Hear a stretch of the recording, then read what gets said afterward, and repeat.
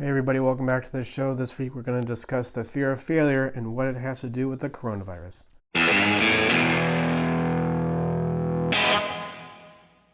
These last few weeks I've been looking at the pandemic that's happening. Well, maybe not so much the pandemic, but our reaction to the pandemic. Well, specifically the American bureaucratic reaction to the pandemic through the CDC and how it's been pretty much a failure up until this point. And I cannot help but be reminded of the psychological phenomenon of the fear of failure and what I see going on with the CDC right now in regards to, not getting out tests in time. I think that being the main thing. And we look at that in countries that did respond well to the coronavirus, they got a lot of tests out early to the right people, and so they're able to confront the threat of the virus for what it really is without shutting down the entire economy. But yeah, I look at the CDC and I'm thinking, well, of course they didn't get what they wanted. Of course they didn't get all the tests out because I think they had an issue going on called the fear of failure.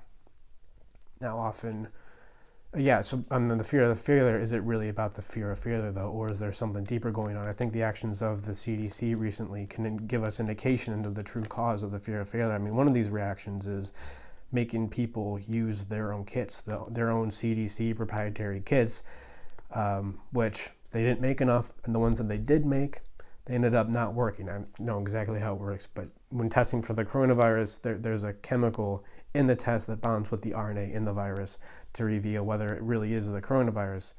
And I guess their chemical in the test didn't work at first. It's just an indication of something called perfectionism, a sign of the fear of failure. And people think when they're perfectionists that they really want to do a good job. That's usually not it. That's the excuse they make. Perfectionism, very similar to business or workaholism. You're busy and you're working and you're trying to do a perfect job, not for the sake of getting something done, but as a way to distract yourself from something else. And it just strikes me as perfectionism to say, we have the kits and you just got to get them from us. And then it's probably imposter syndrome, another sign of fear of failure, that the kits ended up not working. Now, we all feel a little bit insecure, I think, when we go to a new job or start a new career, especially if it's a higher status than what we're used to. And we may feel a little bit of imposter syndrome, but you can tell if the imposter syndrome was real as opposed to fake if, when you are confronted with a challenge, you do a good job on the challenge. But the CDC was confronted with this challenge and they ended up doing a really bad job, indicating that not only did they have imposter syndrome, but it was the real kind. Yeah, you guys were imposters. You were pretending to have the capabilities that you just didn't have. Again, indicating the true cause of the fear of failure. It may have little if nothing to do with the fear of failure. Also, there's just doing too much.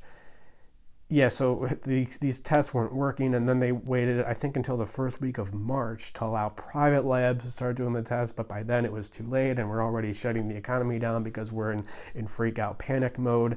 And then another sign of the fear of failure is lowering expectations, telling people not to get their hopes up, and I think this is Dr. Fauci. Is that how you even pronounce it? I only read it. It's Fauci. He's not head of CDC. He's head of some American Association of Immunology. But essentially coming out at the beginning of the pandemic, now telling people that the death rate was 10 times worse than what the death rate ends up being.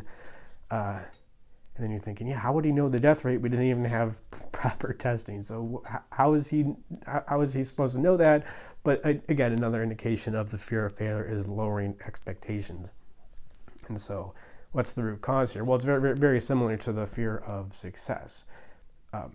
With the fear of failure, you think you're working to not fail. Or with the fear of success, you think you're working to succeed, but really what you're trying to do is protect yourself. There is something going on with you. I don't know exactly what's going on in the CDC and individual people. Sometimes it's insecurity. Sometimes there's certain emotions that they aren't comfortable expressing. It just goes back to maybe childhood issues or trauma or just this sense of low self-esteem. Maybe they're trying to protect the fact that they've been protecting themselves for a long time. These things can be meta. But when you look at the fear of failure and, again, the fear of success, they seem like they would be different, but they have a similar cause, is you're ultimately trying to protect yourself. Maybe the CDC was protecting the fact that, boy, they didn't really know what they were doing. So they showed all these signs of the fear of failure, right? Perfectionism, control, imposter syndrome, actually being imposters, without actually doing a good job. But it all comes from protection, and that's what we work on here at Animus.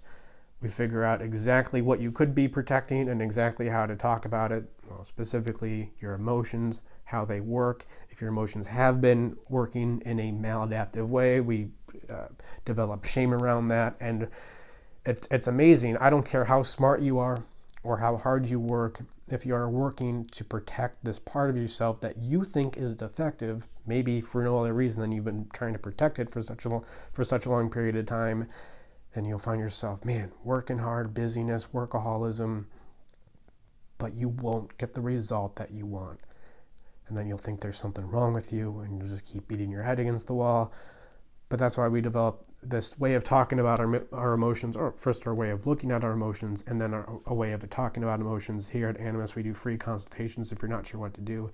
animusempire.com/schedule. And I'll leave it there. Thank you guys for watching. Please like and subscribe. And always remember that when you think you're working to avoid failure or think you're working to succeed, you may in fact just be working to protect yourself.